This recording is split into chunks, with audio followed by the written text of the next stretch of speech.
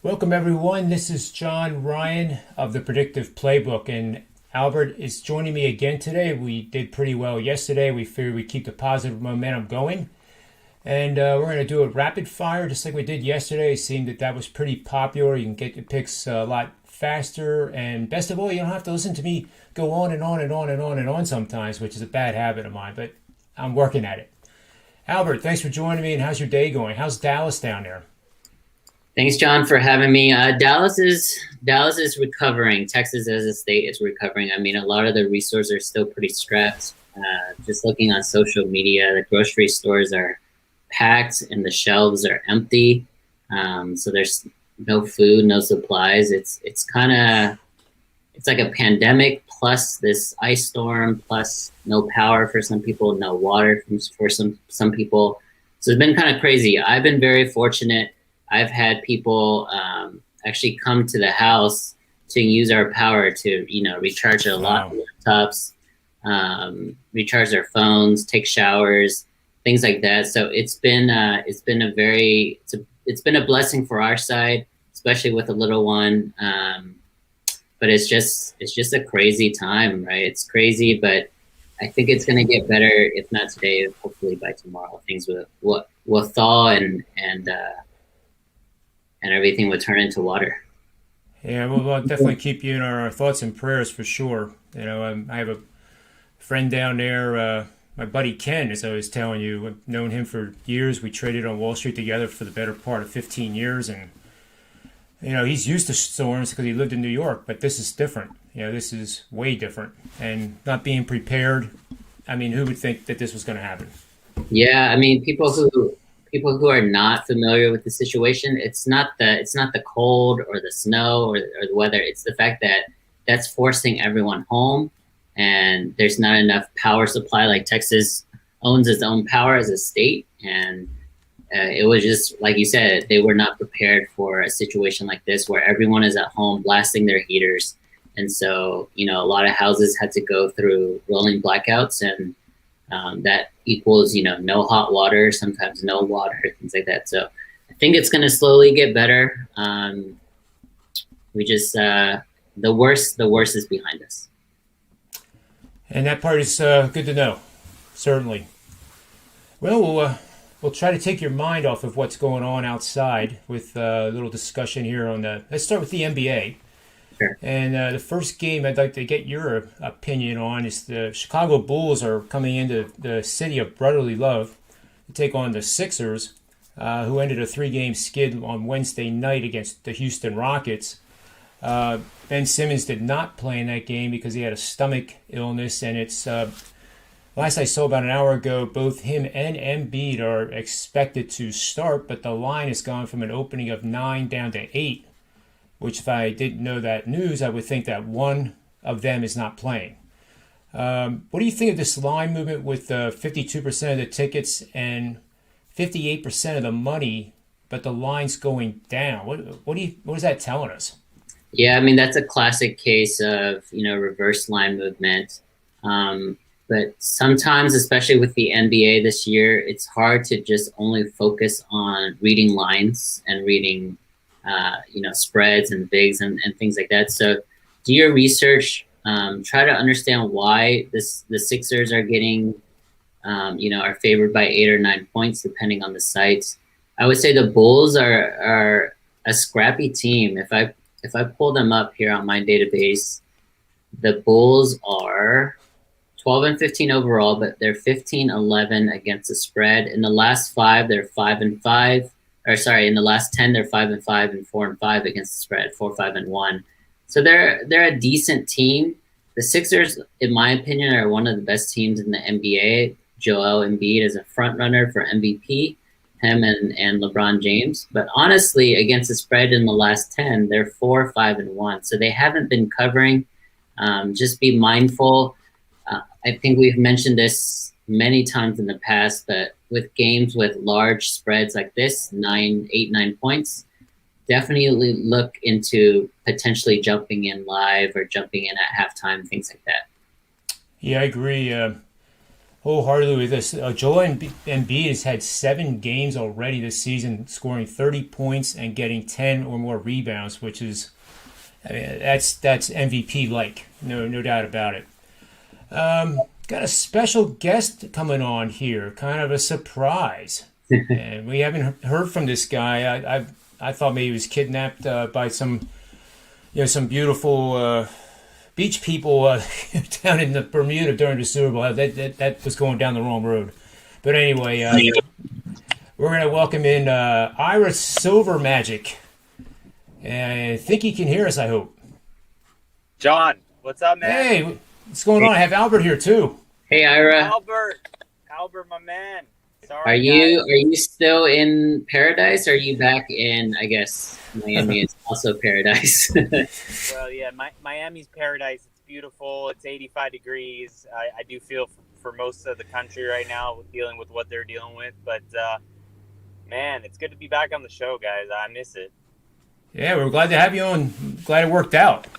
Yeah, so we were just talking about. If you hear me choppy at some parts, I came on just because I've been longing to get back on, and I'm in the car. So if you hear me choppy, it just means I'm going through a rough patch, and then you can just talk over me. Yeah, it'd be perfectly fine. I don't know if you heard what we were discussing. We were looking at the Bulls and the 76ers game. And where's the line right now? It's -8. But I think what is really interesting in this game, and I think the sharps are on it, is the total. And it opened at 229.5, and there's been sharp money on the under. And as we're talking here, that's making more sense to me as a possible play than anything else. You know, I'm seeing 227.5 at Westgate, 228 William Hill. I mean, granted, not a big line movement down, but it does seem to be the right side. You know, if the Bulls are going to beat the Sixers, they have to play slow. And Philly has a defense that is, it's pretty darn good across the board. And Ben Simmons, I've always been on his soapbox, promoting him for Defensive Player of the Year. The guy plays intense defense. Yeah. And by comparison, if some of the guys on the Nets that go nameless would play defense half as heartedly as Ben Simmons does, then that would probably be my bet to win the championship. Yeah, here are a couple of trends regarding the totals. The 76ers have hit the total 4 out of the 5 games, 4 out of the last 5 games, and 8 out of 10 at home. So they are an over team, but the fact that this is steaming under is a big sign. Chicago, on the other side, has hit the over 7 out of their last 9 road games. So the trends do look over, but the fact that the sharps are on the under is a pretty good tell. Yeah, I mean, I hate betting on the under in a Bulls game. While they're not as efficient as you would think, they are very, as Albert likes to say, very scrappy team. I've been betting on them, pretty much all season, whether that's pre-flop or in-game. So for me, as much as the sharp action is leaning towards the under, it's probably not going to be a play for me just because, they are capable of getting hot, and so are the Sixers, for that matter. But, just going back to your point, I mean, Ben Simmons, defensive player of the year, absolutely. I mean, the guy is playing out of his mind right now on the defensive side of the ball. And he scored 42 points. Yeah. Hey, Ben Simmons won me $30,000 on DraftKings one time. So I love Ben Simmons. He can do no wrong by me. He had a fantastic game one night, and I won a tournament, and I won $30,000 in a $4 buy-in tournament. Beautiful. I'll be seeing him this weekend. Ira, do you want me to tell him that you're going to send a commission to him pretty soon? Yeah, I mean, he doesn't make enough money, so he definitely could use it. I don't get me started talking about money. The first thing went in my mind when you said that was the Philadelphia Eagles. So we'll stick with the NBA for now, okay? Yeah. All right, let's go to another game, John. Sure. How about the big one later tonight? Very intriguing game with the Utah Jazz playing the Clippers, and this is one of my premium plays that are going out tonight among many. And I want to make the point that Utah is 19-2 against the spread. Just like flipping a coin, or if you're playing roulette and red comes up 8 times in a row, doesn't mean that black is due to win. People make that mistake in football betting. A team will lose 4 in a row, 4 to the spread. They were a playoff team last year, and they'll think, well, they're going to bounce back. They're a playoff team. Well, you'd be surprised how many times, as a percentage, that does not work. And the reason I'm on the Clippers has nothing to do with the fact that Utah is 19-2 against the spread. What it does have to do with is that 19-2 run now has made the market adjust. And betting public loves to chase teams like this, just like the Oakland A's in 2001 when they won 20. And I can say this because I worked on Wall Street. You don't want to catch a falling knife. I understand from, I think it was Steve Merrill over at Wager Talk, you have to be a financial Wall Street guy to be able to say that and for people to believe it. But trust me, don't try it. And don't try to ride the Utah Jazz much longer. I mean, these are historic trends. There's only been 7 other times in the last 20 years that this has occurred, and the results are not good. But that's not because they've won 19 out of 21. It's because the market got ahead, and they have Utah overpriced. That if you would have said to me, well, I'll ask you guys, what would the line been a month ago in this matchup before the big run? Clippers by 7? Yeah, I mean that's a tough call because we're assuming that Paul George and Kawhi Leonard are back tonight. They actually have been playing pretty well with them in and out of the lineup. The Clippers are 21-9 overall. Utah 24-5 for the season. Utah is 22-6 against the spread. I believe it's the highest percentage ever this far into the season. That does include the 19-2 run that John alludes to. In the last 10, they are 9-1 overall and 8-1-1 against the spread. So yeah, I mean they've been a covering machine. The fact that they're on the road favored and it's steaming towards them, it's hard for me to take the Clippers, but I understand John's reasoning. We kind of went into this on our previous episode. There was a nice little system trend that John mentioned to why he was going to choose the Clippers. I believe you were on. This is a rematch from 2 nights ago, and I believe you were on the Clippers 2 nights ago as well. Correct, John? That is correct. This one is like I said, this is a premium pick for my clients, and we differentiate them. Like we have our TV best bets, our show best bets, and now then you have the premium that are what the clients pay for. But nevertheless, I really did think the Clippers were going to end the run last time. So I am kind of violating what I just said because I'm going back to the roulette wheel. It was red again. Damn it, it's going to be black this time. But I'm trying to explain that that's not the reason why. Yeah, and to your point, I mean, I'm a big hater of the Utah Jazz. So for me, this is a spot where the run definitely ends.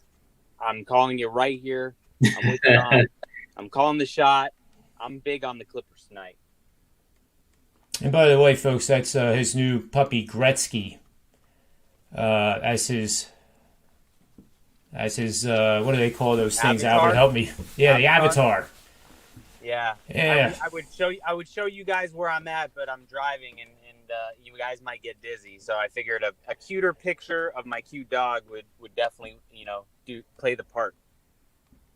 I thought I heard some beer glasses clanging too, but that must not have been. I must have been hearing something else. soon enough. It's 5 o'clock here. Soon, very soon. Yeah, so let's look at another game here. What happened to Milwaukee? They're hosting Oklahoma City, and Toronto last night kind of gave it to them.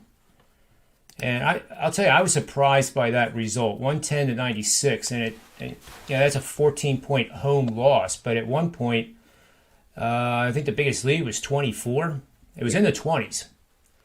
Because I put out a halftime tweet about it that it was teams that are road dogs that have a lead of 10, between 15 and 20 points at the half. And biggest lead of the game to that point was 20 or more. It was like 97% against the spread. I mean, it was ridiculous. So the point was, don't bet the Bucks to make a comeback, because they probably not going to make enough of a comeback to matter. But what do you think's wrong with the Bucks, or was this just one game? I think it's more than one game. They haven't shown up in a lot of big spots this year. The Lakers come to mind, the Nets come to mind, and then the Raptors last night.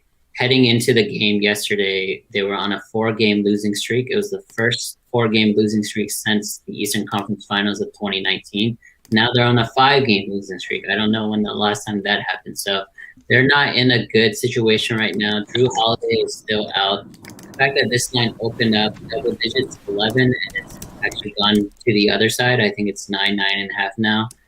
Against a bad Toronto team, that's really telling, because people are really low on the Bucks. But this is this is when, as a bettor, as a sports handicapper, these are the moments that you try to find or identify where you could come in and there could be a potential edge. Maybe they come out really motivated in the first half, and you take Bucks first half, and maybe they don't cover the game. Things like that. These are the things that you really need to look into. I don't have personally a play on it, but I can see, I can see Thunder covering, but I can also see the Bucks just motivated and just blowing them out tomorrow or tonight. Yeah, the Bucks do not look right at all, guys. But I'm not on this game tonight, but they do not look right at all. Something's got to happen. Something's got to change. Well, I have an answer to your question there, Albert. I know you're not surprised. But the Bucks have had several 5-game losing streaks over many, many seasons. The most they've ever lost in a row is 15, and that was in 1995. 2013, they lost 11 in a row.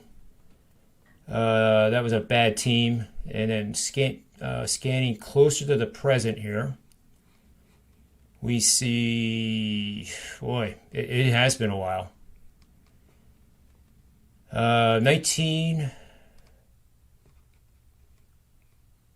2000, believe it or not, it is actually a 5-game losing streak. Last occurred in 2016. I believe it. So pretty many years, because 5-game losing streak is not that many. It is for an elite team like the Bucks, but in the NBA that happens quite a bit.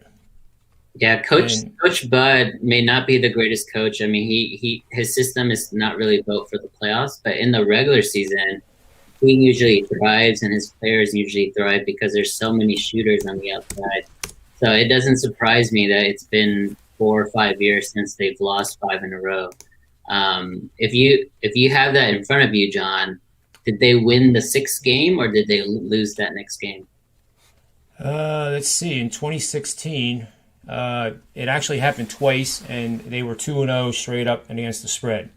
There you go. In 2015, the same thing, 2-0 straight up against the spread. 2014 happened once; they were 0-1 straight up and ATS. And then 2013, 1-5 straight up, but 4-2 against the spread. So I guess this would at least give a little support to a possible lean on Milwaukee. I don't think I'd be able to bet Oklahoma City with Milwaukee coming off that horrific loss last night. I mean, I think that would be a bad play. Yeah, I agree with that. What it is doing is it must be hurting Giannis's sports cards value. That's what it is doing right now. Stop buying Giannis cards. I stopped a while ago. Okay. That's good. That's why we haven't seen you, I guess. But let's take a look at. There's really not too much on the college basketball cards, so let's stick with the NBA here for just a couple more before we adjourn for happy hour. Is there a game that Ira you want to look at? No, I'm just gonna, since I'm not in front of my computer and I'm driving, I'm just gonna kind of piggyback and just let you know what my thoughts on the games are when you guys bring up what you guys are thinking. How about Atlanta plays Boston tonight, and that game opened with a line of 4.5. Boston favored by 4.5. Total 226. It's currently -4, but now has moved to -5 pretty quickly here at a couple places. Circa is still at -4, but Westgate, South Yeah, Point, and William Hill are at yeah. 5. The Hawks have seen some sharp buying this morning. I don't know what's going on, later in the day, but I know early in the morning there was some sharp buy on the Atlanta Hawks at, I believe, 4.5. Yeah. What do you think, Albert?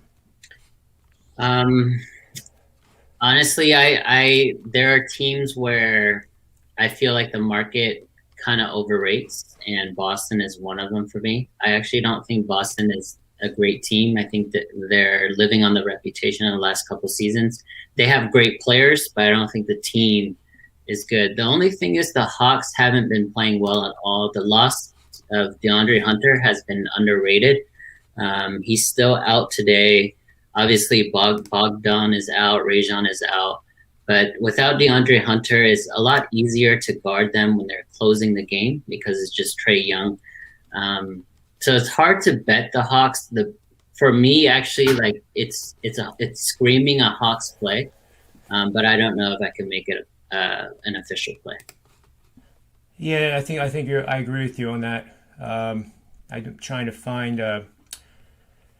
There's a pretty good system on the over, and I think if you like Atlanta, maybe the over is the bet. But again, we always come back to in-game betting, so we're leaning Hawks, but we're not really sure 4.5 is going to be enough.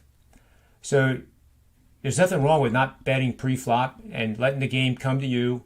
And who knows, Boston might come out of the gate, on a 12-2 run, and suddenly you're getting plus maybe 7.5, 8, 8.5, and then you put on 25% of your bet, and then you watch some more, and you look for those 10-point runs. I can't emphasize that enough in the NBA. Believe me, if I could watch every single game at the same time, that's why I'm trying to create this Python bot so that it would bet for me. Every 10-point run that goes against a team that I like would be a bet for the entire game. Now, sometimes you don't get those runs at all. They don't occur. All right, you move on to tomorrow.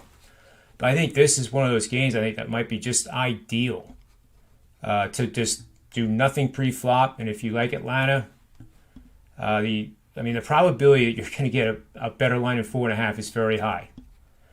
So that's, I think, I would recommend. And I know Ira and Albert like that in-game betting too. All right.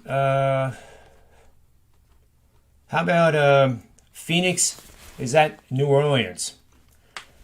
This line opened with Phoenix -1.5. Total 229. The total is already up to 231.5 at South Point, and that's the highest I see. And 3.5s across the board. A little bit of extra juice at DraftKings.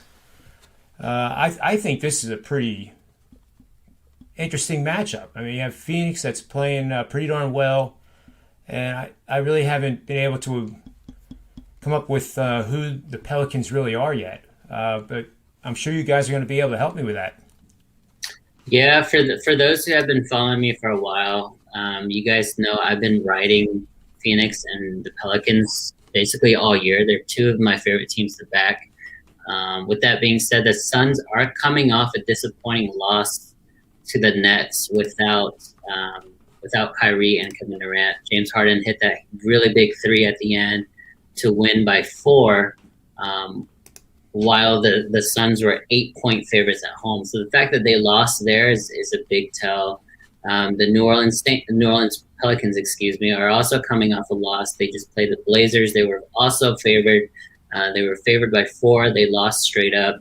So these are two teams that are coming off losses while being favored. The line right now is going towards the Suns. The Suns are kind of like the antithesis of the Hawks. The Hawks are good and high flying, but they don't know how to close. Suns are good and high flying, but they do know how to close. They have two of the best closers in the league with Chris Paul and Devin Booker.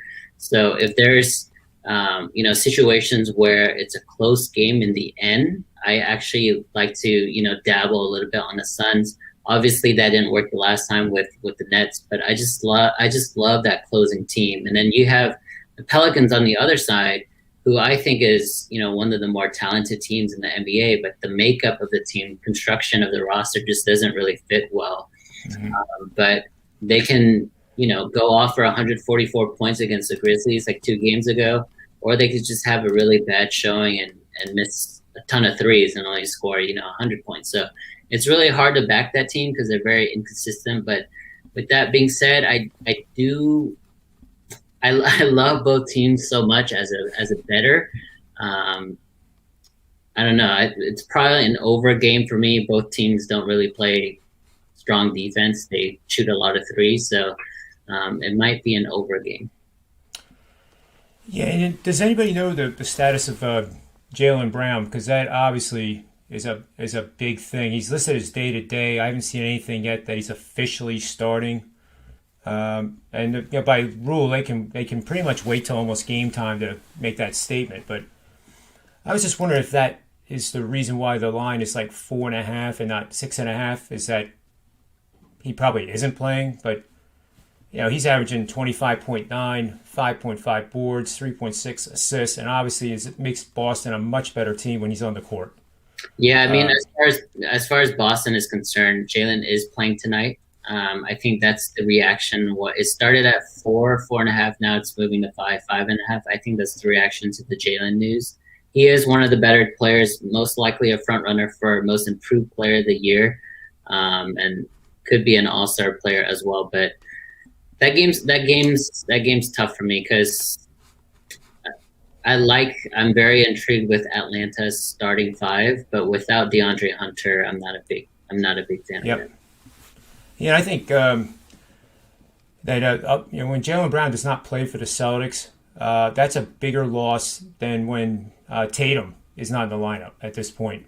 And that's just not a mock on Tatum in any way. It's just a reflection of how well Jaylen Brown is playing and playing with that group of players. I mean, the chemistry is really, really good when he's on the floor. Let's do one more, and then I'm going to take my wife out to a nice dinner, I think. Nice. Yeah, Friday night, yep. So Dallas-Houston got postponed. Only one. We have Detroit. Which one do you want, Albert? Detroit at Memphis, or would you like Golden State or at Orlando?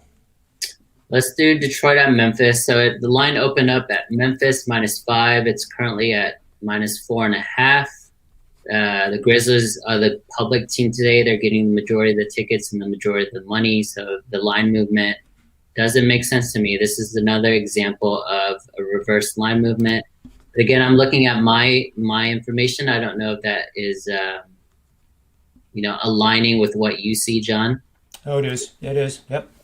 Yeah. So I mean, this does kind of make it a Pistons play for me. A lot of people don't realize the Pistons, another scrappy team that likes to cover. They are for the season 8-20 overall, but they're 14-11 against the spread. That is a big discrepancy. In their last 10, the Pistons are 4-6 overall, and they're actually 5-3-2 against the spread. So they are a cover team, not only in the last 10, but for the entire season. Jeremy Grant is playing great for them. He is someone I love to target in terms of player props, whether it's points and rebounds, and assists. He's just someone that they feature, and now with Blake Griffin resting, waiting to get traded, it's even more evident that Jeremy Grant is getting all the shots. Yep. That's very, very true. The fact that they're 8-20 does not reflect how they are as a team. In my power ratings, they are not the worst team in the NBA, although their record currently would put them pretty close to the bottom. And Memphis is another peculiar team. Not peculiar, but they seem to be underperforming. They're 12-12, 5-8 at home. But They are number 1 in the NBA, averaging 28.5 assists a game. They're number 2 in assists to field goals made. They're number 4 in fast break points per game. Number 3, points in the paint per game. Okay, so you say it must be the defense that's bad. It's mediocre. It's right at the league average. They're 16th, allowing 112.5 points per game. They're 13th, allowing 47 points in the paint. 25th in allowed assists. So that's where, obviously Detroit's going to try to move the ball a lot in that half-court set, knowing that Memphis isn't too good at clogging those passing lanes. But with those kind of results, even assist to turnover defensively, they're number 3 in the league.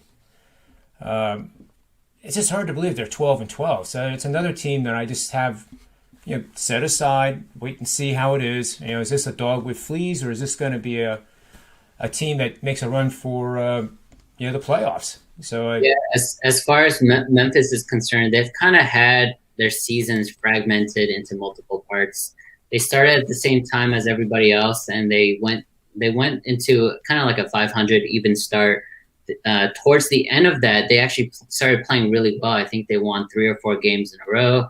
Then the whole COVID thing happened, and they were out for 2 to 3 weeks. They come back and they win another 2 to 3 games in a row. So they were actually on a 5 to 6 game winning streak before this most recent trend where they lost 4 or 5 in a row, and now they're back even again. So they're just an inconsistent team. I will say Brandon Clark is back for them, which is a big addition for them. Jaren Jackson is still out. I don't know when he's returning. He's a big part of their team, both offensively and defensively. And you're right. I mean, those 2 guards, Ja and Dylan Brooks, they love sharing the ball, and they have guys who can shoot, right? So they have Kyle Anderson, for example, Grayson Allen. They all can shoot, so it doesn't surprise me that their assist numbers are high. Yeah, I mean, it's impressive offensively for sure. So to put a ribbon on this show, Albert, and we lost Ira somehow. It was nice that he stopped in, though. It was really great to hear him, and glad he had the time to at least say hello to us. It was very nice. So I'm going to jot down for our record keeping what our show best bets are, and I think mine was the Clippers plus the 4.5, and we're for anybody who wants to know, we're keeping the records based on the closing line. It's the only fair way to do it. Some of you are watching this live, which we greatly appreciate. A lot of you are also watching it archived version. So how do you be fair with the line? So we're going to use the closing line. And like I said, I like the Clippers as mine. And Albert, what do you have for tonight? Give me the Suns. I'm going to go against my love of the Pelicans and give me the Suns tonight. They owe me. That's what pros do. They don't allow the heart to get in the way. Let's see, Suns. I'm just jotting this down for now. It looks like mine is 3.5. Correct. Yep. So I actually made you a solo show tomorrow during halftime of one of the games that's taking place in college basketball, which tomorrow is a pretty big card. And don't forget, we have FCS college football tomorrow, which, I don't care what level of football it is, just watching football in, late February is a pretty cool thing, to be honest with you. So I'm looking forward to that as well.